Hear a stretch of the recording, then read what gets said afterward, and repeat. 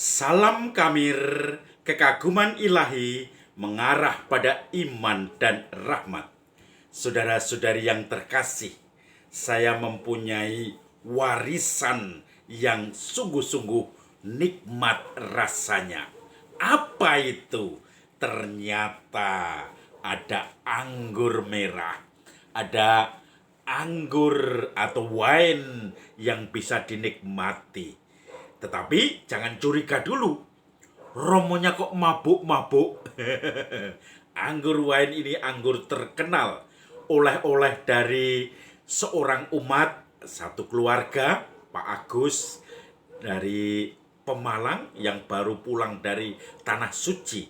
Dan oleh-olehnya adalah wine, yaitu anggur dari Kana. Maka saudara-saudari jangan merasa bingung atau curiga, karena ini adalah Kana wedding wine, artinya anggur merah dari Kana, perjamuan Kana yang membuat Yesus masih umur 12 tahun sudah membuat mukjizat yang pertama, mengubah air menjadi anggur. Saudara-saudari yang terkasih, kita tahu Injil hari ini adalah Injil tentang perkawinan di Kana. Ketika Yesus dan saudara-saudaranya serta ibu Yesus menghadiri perkawinan di Kana, Maria sebagai ibu rumah tangga memahami bahwa yang punya pesta itu panik karena anggurnya habis. Lalu bagaimana reaksi Maria yang merasa kasihan melihat keluarga yang punya hajatan itu kehabisan anggur? Kita bayangkan kalau kita di Jawa perkawinan itu kehabisan teh dan kopi. Lalu bagaimana mereka mau menaruh mukanya untuk pesta, minum saja tidak punya atau kurang kehabisan. Maka Maria responnya mengatakan kepada Yesus yang masih anak-anak umur 12 tahun.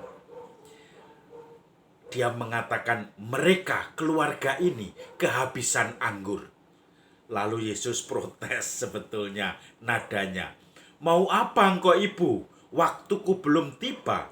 Aku ini masih 12 tahun, belum mulai berkarya. Maunya apa? Tetapi Maria yakin Yesus pasti akan berbuat yang terbaik walaupun masih anak-anak. Maka kemudian Maria memerintahkan pelayan-pelayan itu untuk apa saja yang diminta disuruh oleh Yesus lakukan. Lakukan saja apa yang dia minta. Ternyata benar. Yesus menyuruh pelayan-pelayan itu untuk mengisi tempayan dengan air. Padahal tempayan itu biasanya diisi anggur dan dibagikan. Lalu kemudian tempayan yang diisi air itu tiba-tiba menjadi anggur.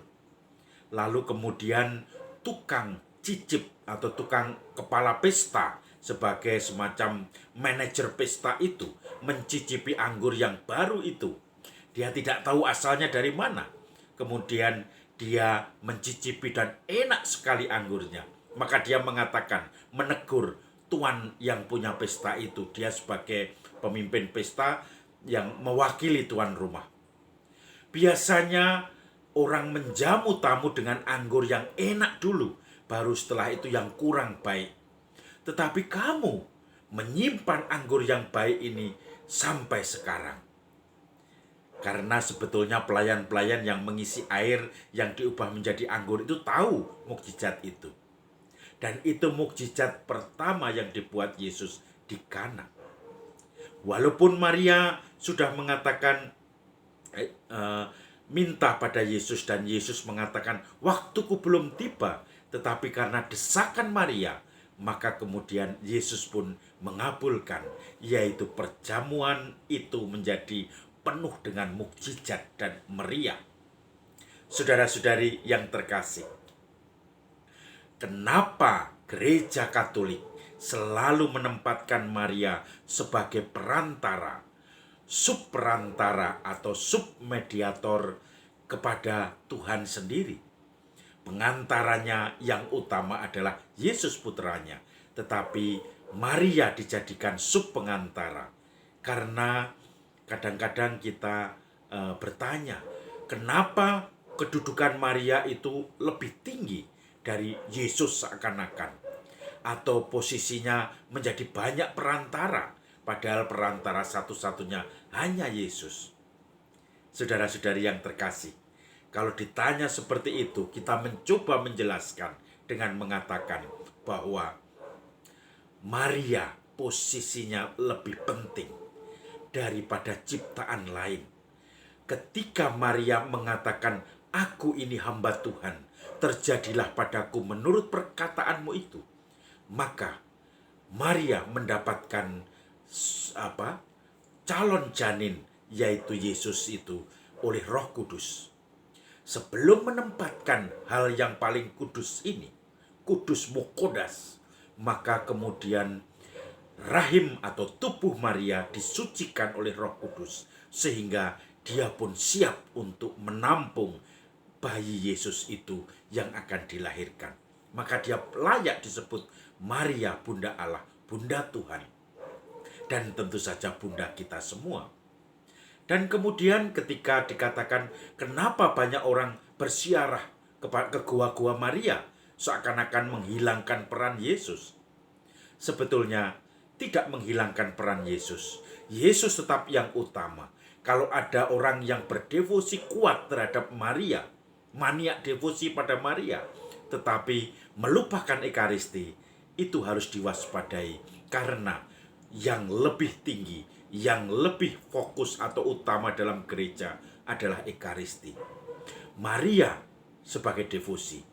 Tetapi di sisi lain kita juga tahu, kalaupun kita tersesat karena dekat dengan Maria, maka Maria pun akan menuntun kita kepada Yesus. Per Mariam ad Yesu.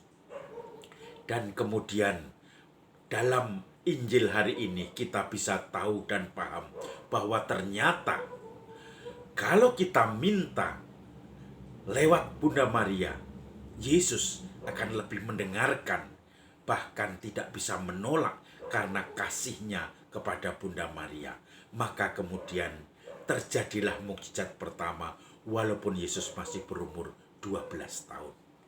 Maka saudara-saudari yang terkasih, kita galakkan devosi kepada Bunda Maria, doa-doa rosario, doa-doa novena 3 Salam Maria yang sering dikabulkan, dan saya biasanya mendoakan ujub terkabulnya doa-doa dengan perantaraan novena 3 Salam Maria. Kita meneladan Bunda Maria, Bunda kita, dalam hal iman. Dalam kondisi apapun, kita tetap percaya bahwa Tuhan akan selalu, tidak ada yang mustahil di hadapan Tuhan kita. Salam Kamir, kekaguman ilahi mengarah pada iman dan rahmat. Hehehe.